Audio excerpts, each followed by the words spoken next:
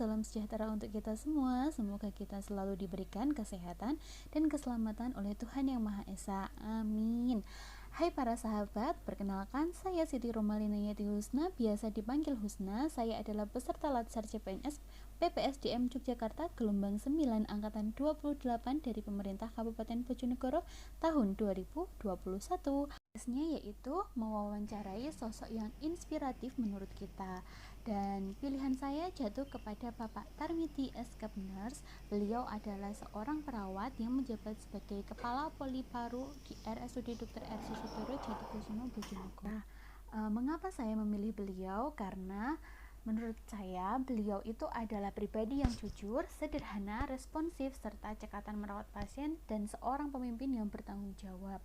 Pengalaman dan prinsip hidup beliau patut dicontoh dan kita jadikan teladan sebagai ASN yang mengabdi kepada negara. Selain itu, di lingkungan kerja beliau juga menerapkan nilai-nilai dasar ASN yang beraneka. Tidak usah berlama-lama, mari kita saksikan hasil wawancara saya dengan Bapak Tarmiti S. Kepners. Monggo.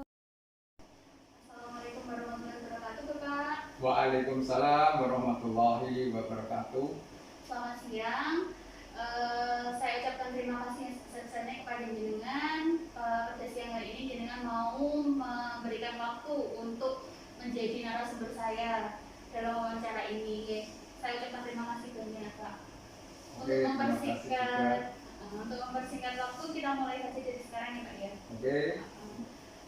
Nih, Pak Tar kan ini sudah bekerja di RSUD Susutoro Jatikusumo yang saya tahu itu sudah lama.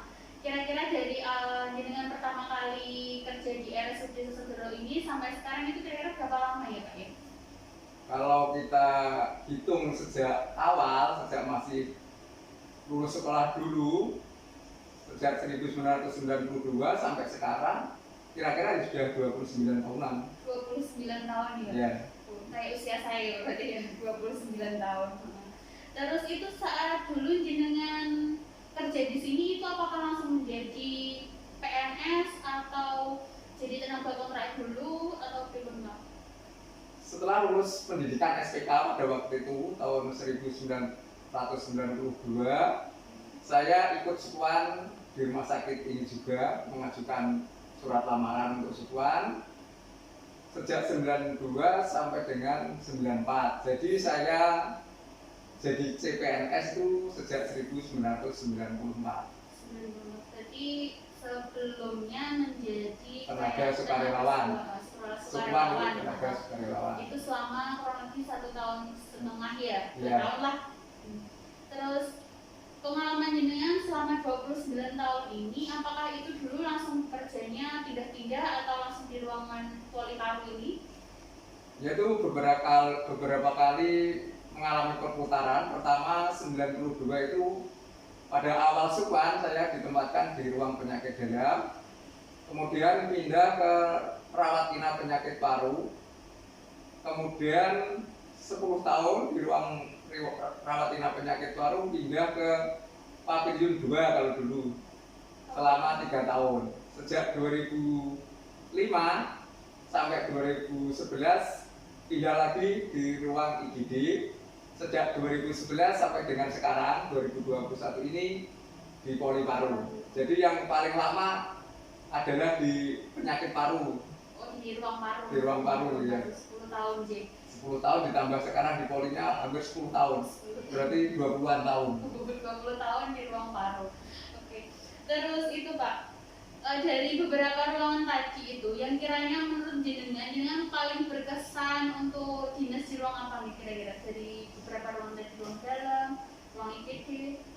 Karena yang paling lama itu di ruang paru, mungkin yang paling berkesan dan banyak memberikan pengalaman itu di ruang paru. Tapi di UGD juga banyak hal-hal baru yang kita dapatkan di ruang paru dan di IGD. IGD yang paling Terus dari cerita jenengan kan tadi jenengan paling lama itu di ruang paru. Di ruang paru itu yang kita tahu kan otomatis itu ruang menular, ruang yang beresiko tinggi, bisa menularkan penyakit, misalkan paling gampang ya Pak ya lewat udara.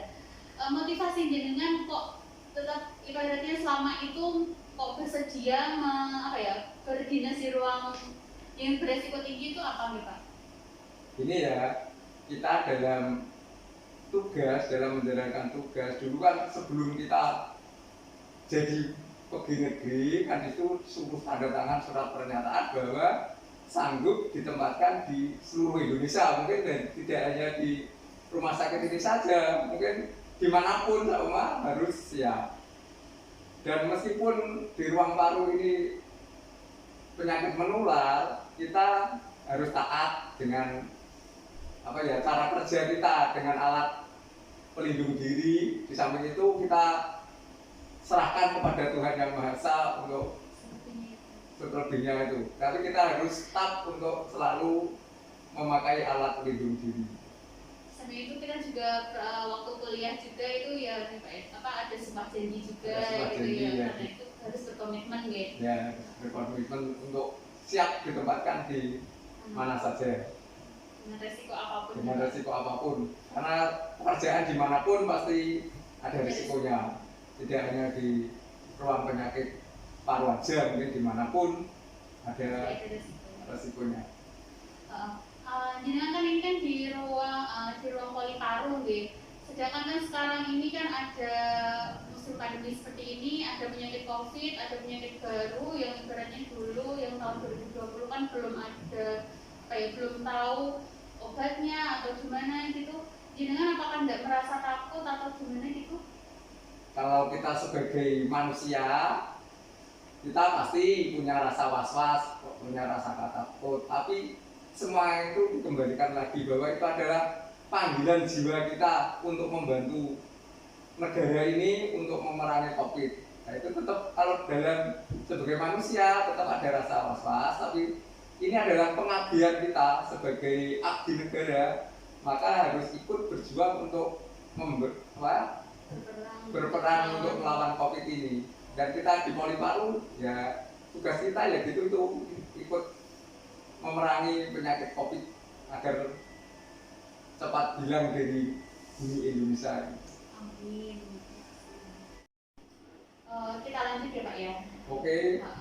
Terus ini kan masa pandemi yang maksudnya yang penyakitnya kan lumayan ya, sekarang perkembangannya juga lumayan banyak yang terinfeksi, gampang juga. Terus setelah itu penyakitnya juga semakin lama itu juga tanda gejalanya semakin berat juga. Terus apakah keluarga jenengan itu ada yang protes atau gimana? Bapak ini mending pindah ke ruangan yang aman aja atau gimana itu? Ada nggak protes dari keluarga seperti itu? Kalau dari keluarga nggak ada protes tentang masalah pekerjaan saya di ruang penyakit menular ini. Tapi untuk menjaga semua itu kita harus tadi tetap menerapkan alat pelindung diri, dan kalau sampai di rumah kita ya pakaian-pakaian kita harus kita tersendirikan, kita jemur dulu atau gimana. Terus bagaimana cara Anda misalkan menjelaskan kepada keluarga jenengan, oh ini memang pekerjaannya jenengan seperti ini, dan sehingga mereka akhirnya mendukung jenengan juga gitu, cara jenengan gimana caranya untuk? Kita jelaskan bahwa pekerjaan apapun, dimanapun itu pasti ada resikonya. Meskipun Pak Tani mungkin tidak ada resikonya kena campur. Kalau kita di rumah sakit mungkin seumpama kena penyakit ya diobati gitu aja. Jadi motivasinya kepada keluarga. Mereka nanti bisa mendukung dan selalu mendoakan jenengan ya Pak. Okay. Mungkin selama bekerja di Poli Paru ini mungkin ada keluh kesah tentang tentang pelayanan kepada pasien itu yang maksudnya ada nggak sih pasien yang kiranya protes ke jenengan bilang kok misalkan kok pelayanan Poli Paru ini nggak menyenangkan atau gimana, itu pernah nggak Pak? Kalau protes kecil-kecilan mungkin ada, mungkin saya kok nggak dipanggil-panggil. Tapi kalau protes yang keras tuh selama ini belum ada ya. Karena ya nanti kalau protes kita ajak duduk bersama, kita jelaskan mengapa sama ada hal-hal yang kurang berkenan. Diajak ininya komunikasi ya. Diajak komunikasi. Ya, Pak. Ini berkenaan dengan rumah sakit RSUD ini kan sudah menjadi rumah sakit yang Sinergika itu ya,